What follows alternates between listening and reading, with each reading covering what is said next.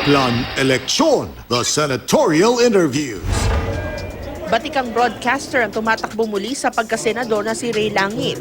Nagtapos siya ng Commerce sa Far Eastern University at kumuha ng abogasya sa parehong pamantasan, pero di na niya ito natapos. Halos 5 dekada na sa radyo-telebisyon si Langit. Station manager at news anchor siya ng DWIZ 882. Bilang broadcaster, mga overseas Filipino worker ang natulungan ni Langit sa kanyang programang Biyaheng Langit. 2010 nang una siyang tumakbo sa pagkasenador sa ilalim ng Lakas Kampi CMD, ang partido ni dating Pangulong Gloria Macapagal Arroyo. Ngayon, tumatakbo siya sa ilalim ng United Nationalist Alliance o UNA ni Vice President Jejomar Binay at Senador Gringo Honasan. Ang pangunahing plataporma ni Langit ng Tubong Tondo, Maynila, iahon sa kahirapan ang mga mamamayan. At para sa ating Oplan election, the senatorial interviews, makakasama natin ngayong umaga si Ray Langit. Magandang umaga, sir. Hi, good morning, Kara. Okay, sir, kayo po ay multi-awarded broadcast journalist, 45 years in the industry. Ano sa tingin niyo yung maituturing ninyong greatest achievement niyo bilang isang mamamahayag? Well, ito'y validated ng lahat ng mga tinanggap ng award from credible award-giving bodies, no? Ang isa is doon sa mga bata-batang mga media men na hindi nila maalala, ako po ang nag-coin ng word na people power. When I created people power in the mid-70s, ito po'y bahagi ng intro ng palatuntunan po namin sa DZRH noon. Every day sinisimulan ko po ang palatuntunan by saying, ito po ang palatuntunan walang kinatatakutan sapagkat ang pangasan ito'y kapangyarihan na nagmumula sa mamamayan, people power. After approximately 7 years, ito po ay umalingaw-ngaw sa EDSA, naging popular sa buong Pilipinas at 7 other countries like Czechoslovakia, Czech Republic, Germany, Korea, and 7 others. Okay, so kayo po ay successful ng isang broadcast journalist. Bakit po kayo ngayon tumatakbo ulit? Kasi this is your second time to run for the Senate. Actually, this is my third. Third na po, Opo, I'm sorry. naimbitahan ako noon ni Secretary De Villa in 1998 sa ilalim po ng Progressive Party. Okay. And yung last 2010 ay invitation lamang po ito ni the late Press Secretary Sergio Monde. At biglaan po yun, walang preparation. Oh, now you're running again. Yes. You lost I was- twice na, tapos you're running again. Bakit Correct, po? correct.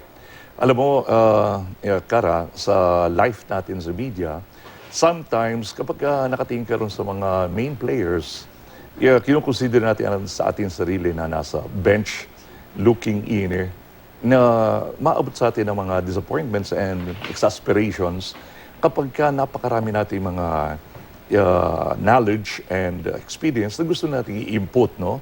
Pero hindi rin nasusunod sa government. And this time, sa pamagitan po ng legislative reforms, siguro naman yung 4 na dekada nating experience ay pwede nating maitulong para sa greater majority ng ating mga mamamayan sapagkat tayo po, modesty na nasa media, we have more access sa mga mamamayan, lalo na yung mga maliliit na mga tao na hanggang ngayon po ay nagsasuffer pa rin. Bakit po ang napili ninyong salihan na senatorial slate ay yung partido ni Vice President Jejomar Binay? Hindi naman lingid sa kaalaman ng marami na recently nasa media maraming mga umano'y katiwalian o mga kaso na isinampa laban sa Vice President at saka sa kanyang kamag-anak. Setting aside yung mga katiwalian, yan paubayan natin sa hukuman, ano? Alam po ninyo, sila ang nag-invite po sa atin, and after lumutang yung pangalan natin sa kanila search committee, ipinaliwanag nila dahil nag-excel tayo dito sa ating field, sa ating profession, at nakita ko naman po ang isa po sa pangunahing pinaglalaban nila, yung nasa priority po ng plataforma, uplifting the standard of living ng mga Pilipino. Alam nating hanggang yun ay more than 11 million pa rin po doon sa talaan mismo ng Asian Development Bank na nariyan pa rin po sa poverty. And ako rin po, naniniwala na since the time na tayo ay na-focus doon sa concern ng ating mga OFWs, ito po ang isa sa mga hangaring ko rin na maiangat din po Hindi ang kayo kahirapan. nababahala na dun sa mga bali-balita sa media na yung mga issue ng corruption, katiwalian laban doon sa ating Vice President? Magkaiba naman po ang Vice President at saka issue sa kanya, at magkaiba naman po ang independent mind po ng isang media man na tumatakbo po. Okay. Kahapon po, nasa Mindanao po ata, tama po ba? Southern Cotabato po. Nasa Southern Cotabato ang senatorial slate ni Vice President Binay, Correct. including him. May ilang mga mamamahayag na medyo parang it left a bad taste in the mouth, na nakita na parang kayo po, nandun po kayo, isang mamamahayag, at ini-endorso po, nandun din po yung pamilya Ampatuan. Alam naman natin na in recent history ay may nangyari na napagpatay doon sa mga ilang mamamahayag. So, may ilang mga mamamahayag na kumukestyon, kayo po bilang isang mamamahayag, bakit po kayo pumayag na ma-endorso po ng pamilya Ampatuan, gayong alam naman natin na yung pinakamalaking insidente ng pagpatay doon sa mga mamahayag, one single incident, ay nangyari within their territory at sila yung sangkot dito? Ako po, alam nila na isang mamamahayag at alam din po nila ang aking principle at saka paninindigan. So much so na hanggang ngayon ay justisya pa rin po ng ating mga mamamahayag na naging bahagi po doon sa Maguindanao Massacre na yun na umaabot sa 32. Right. And they themselves, they know my position on that issue. Pagdating po roon sa proclamation rallying yun, una-una, ang setup po, arrangement ng aming partido ay nagpupunta po kami sa isang place na hindi namin alam kung sino mga personalities ang naroon. And secondly, kung naroon po ang mga Ampatuan, hindi namin pinag-usapan ang issue but I still believe na sige pa rin po ang pakipaglaban ko po sa hustisya ng mga inulila po ng ating mga kasamahan sa hanapbuhay. So, hindi po kayo, kumbaga, nagkaroon ng, kumbara, disconnect or, kasi, di ba, nandoon yung mga supposedly perpetrators dito sa Maguindanao Massacre na maraming media men ang namatay, tas kayo bilang isang mamamahayag, you're on the same stage as pinoproklama or ini-endorso pa yung inyong partido nitong ng mga taong ito, ng pamilyang ito? Hindi naman po. Dahil sila rin po ay nakakaunawa sa aking kalalagayan at sa aking posisyon na hindi nagbabago. Okay. Siyempre, bilang bahagi ng eleksyon at yung buhay politika, importante dyan yung role ng media.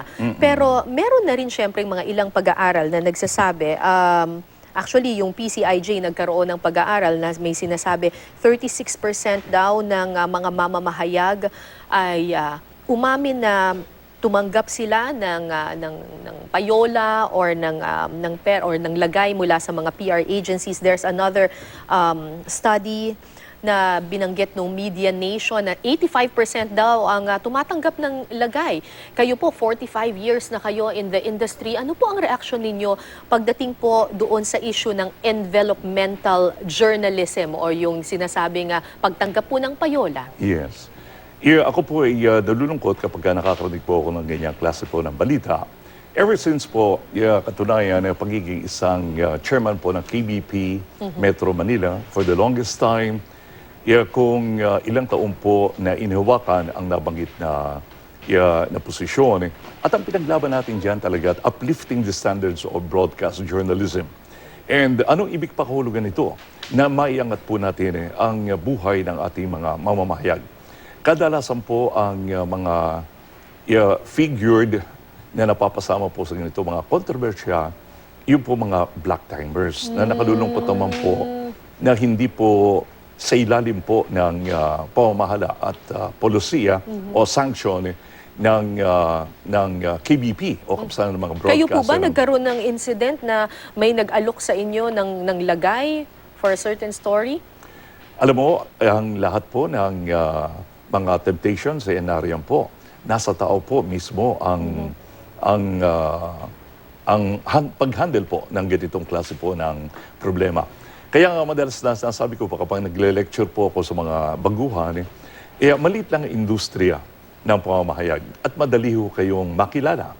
Kapag ka nakilala kayo roon at kung sakasakali mawala ho kayo sa isang himpilan, ay mahihirapan na kayo magharap ng pangalawang himpilan. Okay. Ako po, credit to my name, from the time na ako po ay naging first batch ng Radio Patrol ng ABS-CBN, tinanggap po ako ng DZRH, naging Vice President and Station Manager po ng malaking network. At nung malipat po ako sa CNN Veritas because of recruitment, ay hinatak pa rin po ako ng isang malaking network, Aliw Broadcasting. Okay. Kung manalo po kayong senador, ano po ang una ninyong ipapanukala, sir? Aside po rito sa legislative reforms, alam po ninyo ako po magiging voice of transparency.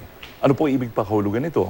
Sabagat naniniwala po ako sa pamamagitan po ng transparency, pagsisiwalat po at walang tinatago, ito ang magiging deterrent sa anumang uri ng korupsyon.